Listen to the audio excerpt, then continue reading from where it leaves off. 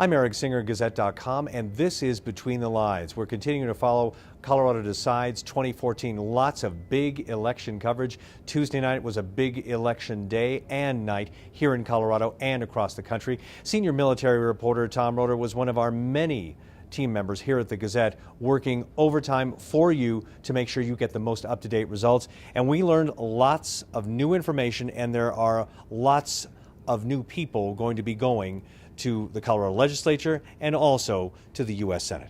Absolutely. Three critical new faces you'll see here in town. One of them is very controversial. That would be House Rep. Gordon Klingenschmidt, who has a district in eastern Colorado Springs. This is a man who is compared a sitting Democratic member of the U.S. House of Representatives to the members of the terror group ISIS. Should be fun to watch over time. This is the same district once held by famed tax evader Douglas Bruce. We'll see where that goes.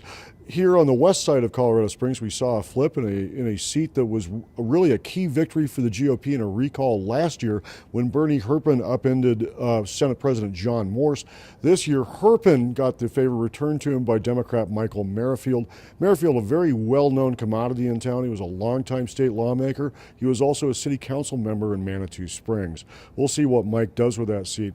Down in southern Colorado Springs, in what has been just a seesaw district over the years, we saw incumbent Democrat Tony Exum give up his seat to Republican Kit Roop.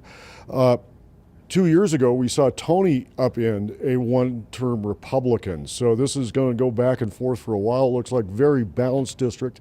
What we did see is a lot of these politics very much about local issues in campaigns like the one out in Senate District 11 where the incumbent tried to run on, for instance, gun rights. We saw a local campaign about education beat Bernie Herpin. It should be a fascinating look at this as we move on through and really get a chance to look at these results. In our election night coverage, you were the first on Gazette.com to learn more about the flip in the legislature because senior military reporter Tom Roeder was the first one to talk to us about that. Let's fill us in just because people are waking up deciding, oh my goodness, what's changed in the legislature? Big shift to the right in Jefferson County and up in some of the mountain towns. We actually saw a Republican who was at this hour very late on Tuesday sneaking out a victory in Aspen, which is pretty darn rare.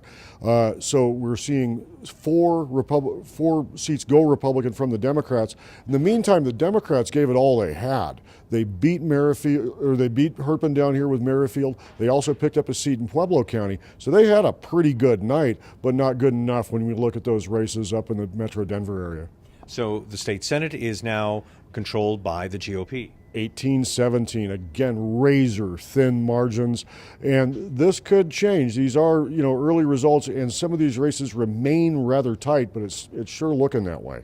And speaking of rather tight, we're still waiting for the official results, official results when it comes to the governor's race.